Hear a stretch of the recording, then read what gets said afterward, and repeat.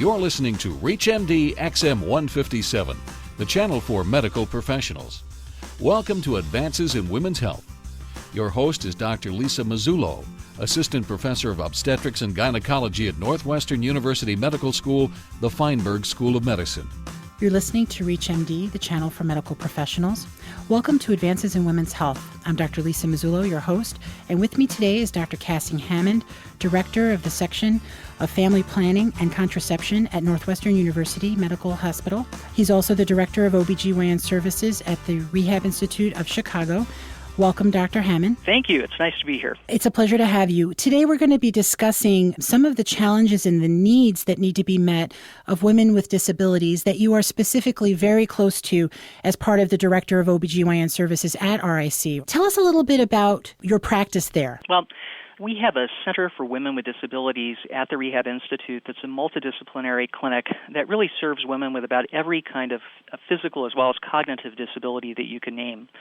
I see patients along with another gynecologist, a nurse practitioner, and also in conjunction with a team of physiatrists. And patients on any given day could have multiple sclerosis, spinal cord injury, traumatic brain injury, transverse myelitis, cerebral palsy. Really, almost any physical or cognitive disability comes into our clinic to receive comprehensive women's health care. Why do you think there's a need for a separate reproductive health clinic for women with disabilities? Isn't the idea of the Americans with Disability Act that everyone should be able to be seen in the same clinic setting? That's actually one of the most difficult issues that we confront because you get at the heart of what disability really is and whether a clinic such as this does need to exist. I mean, if you really accept, as the Americans with Disabilities Act does, the whole contextual or social model of disability, disability is not a discrete group. It's not something that a person belongs to or doesn't belong to. It's really something all of us have at periods throughout our life and often involves overcoming social and other artificial barriers that impose that on the individual. So with that kind of a framework, all of these patients that we see at RIC and the Women's Center really should be able to be seen in private offices because there should be no barriers to them.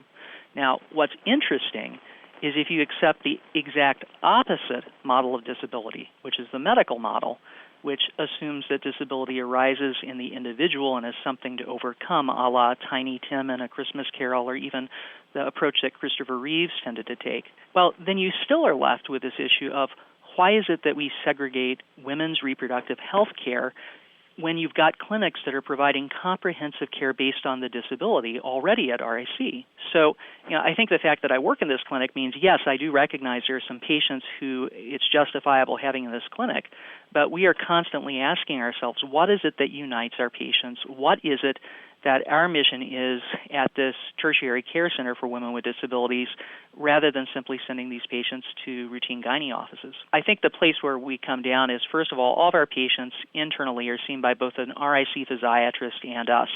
There are a lot of patients who we think should be seen in the community. Our patients are a little bit different because they all have a physiatrist also at RIC and are getting multidisciplinary care. But the other things that make them unique are that they all lack physically accessible reproductive and gynecologic care. These are patients who often can't be accommodated in a lot of offices just because the offices are unable to see patients of this weight or this degree of disability. Most of our patients tend to be viewed as asexual.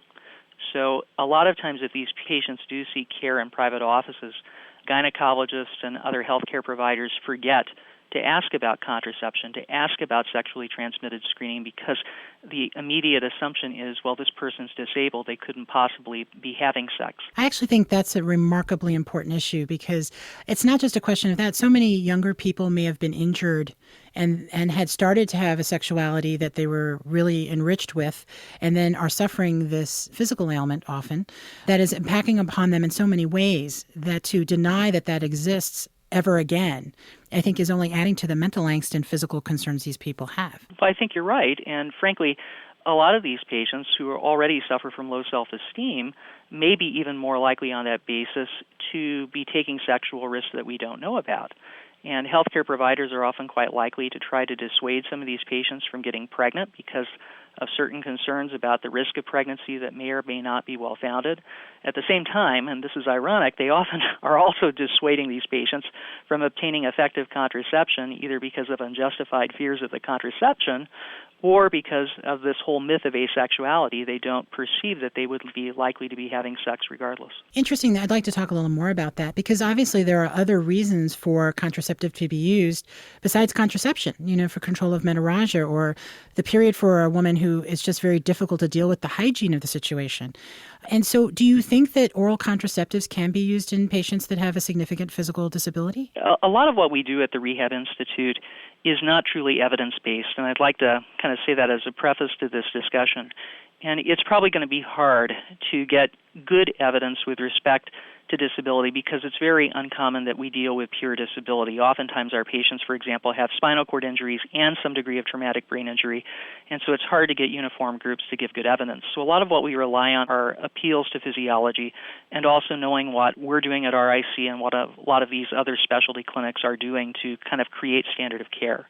With respect to birth control pills, you're exactly right. Combination oral contraceptives have a lot of good both contraceptive and non-contraceptive benefits in this population because not only do a lot of these patients need birth control, but a lot of them, if they have menorrhagia, have severe hygienic issues, trying to deal with menstrual blood, trying to deal with anemia, trying to deal with menstrual blood if they already have decubitus ulcers and so forth. And so the ability to regulate cycle is greatly beneficial to these patients. They also, if they suffer from some kind of cognitive deficit, often caregivers will report some acting out around time of menses or behavioral disorders. So if we can use combination oral contraceptives, for example, to make patients amenorrheic, it will often also improve well-being for people who have cognitive defects. Now, the problem is everyone's worry is venous thromboembolism because we're often dealing with patients who are chronically immobilized. But the stance that we take and many other centers for women with disabilities have taken is that our patients are not the same as people who are chronically immobilized because of postoperative situations. Our patients, even some who are spinal cord injured, are often doing transfers and squeezing capacitance vessels so that they are not truly immobilized in the sense of other patients. We have people who are out there in wheelchairs playing basketball and doing track events. Frankly, the joke I often point out with the nurses, which isn't far from the truth, a lot of these patients are much more physically active than I am without a physical disability, and yet we're loath to give them what may well be one of the safest options both to prevent pregnancy and also to control hygiene issues for them. So we use them. We just try to minimize the estrogen dose in these patients, and often we'll try at least at first 20 microgram pills instead of 30 to 35 mics to see if we can regulate them with those. If you're just joining us, you're listening to Advances in Women's Health. I'm Dr. Lisa Mazzullo, your host, and we're being joined today by Cassing Hammond, a director and physician at Northwestern University Medical Center in the section of Family Planning and Contraception and the director of OBGYN services at the Rehab Institute of Chicago. In discussing patients, and particularly women with disabilities and contraception issues, we were just saying that combined oral contraceptives can be used in low doses. Are there any alternatives if someone doesn't tolerate or chooses not to use that particular type of contraception? Sure, but again, they all kind of have their own advantages and disadvantages. We are using alternatives to oral contraceptives in people who, let's say, can't swallow the pill but can still use something that has estrogen. So we do have a number of patients who are, for example, using the NuvaRing, which gives them great cycle control. The only problem is a lot of people who have denervation atrophy of the pelvic floor may have some trouble holding the NuvaRing in place, or if they don't have use of their hands, they may not be able to check for its presence or to place it. So they need to have a caregiver who can do so for them. But we have a number of patients with spinal cord injury who are successfully using NuvaRing and also using it continuously to make themselves amenorrheic. Depo-Provera is also quite commonly used among our patients, but there are certain side effects with Depo that we are particularly concerned about in this population. Weight gain is an issue because a lot of our people who are spinal cord injured are already at risk for becoming heavier and heavier, and so giving them yet another agent that may compound this problem can be a problem. Depression is often an issue with Depo, and depressive illness is more common among a lot of women with disabilities, so we're particularly attuned to this at RIC. And then there is the issue of osteopenia. And when I wear my other hat as director of a family planning program, I'm very guarded about bringing this up because I think that the issue of osteopenia in non-disabled adolescents has been incredibly overplayed. It is probably not a significant problem in most teenagers and others who are on Depo, and I usually encourage people to use this But at RIC, where we have people who are truly chronically immobilized and often already osteoporotic, we are a little bit cautious with its use on a long-term basis because it may make a bad situation already worse. Women with disabilities make up a diverse population of often underserved women. We believe a climate of respect, clinical expertise, and special consideration can improve their care and improve clinical success for women with disabilities. Thanks to Dr. Cassing Hammond, who has been our guest, and we've been discussing the challenges of care for women with disabilities in gynecology. I'm Dr. Lisa Mazzullo. You've been listening to the Advances in Women's Health from ReachMD, the channel for medical professionals. Please visit our website at reachmd.com, which features our entire library through on-demand podcasts, or call toll-free with your comments and suggestions at 888-639-6157. Thank you for listening. Thank you for listening to Advances in Women's Health, sponsored in part by Eli Lilly, with your host, Dr. Lisa Mazzullo. For more details on the interviews and conversations in this week's show, or to download the segment, please go to reachmd.com/women's health. So, Rachel, now that you're past menopause and we've determined you have osteoporosis, I'd like to start you on prescription-only Evista, raloxifene hydrochloride tablets. Why Evista? Well, because it's the only medicine that reduces the risk of osteoporotic fractures and invasive breast cancer in women like you. It's important to note, though, that Evista does not treat breast cancer, prevent its return, or reduce the risk of all forms of breast cancer. Am I really at risk for invasive breast cancer? Based on my risk assessment, you may be. Some risk factors for breast cancer include advancing age, family history, and personal history. So even though no one in my family has ever had breast cancer, I'm still at risk for other reasons, including my advancing age? Exactly. And I think the benefits outweigh the potential risks for you. It's the one medicine that treats osteoporosis and reduces the risk of invasive breast cancer in postmenopausal women with osteoporosis. Individual results may vary, of course, but that's exciting news. Exciting? I'll have to take your word on that, doctor.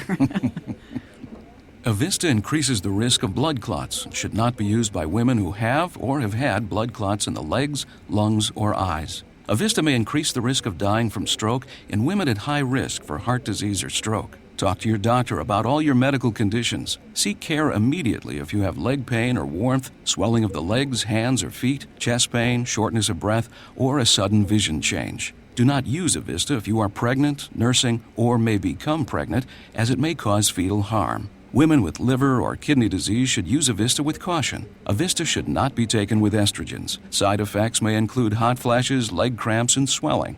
For more information about Evista, contact your Lilly sales representative, visit www.evista.com, see our ad in Good Housekeeping, or call 1-888-44-EVISTA.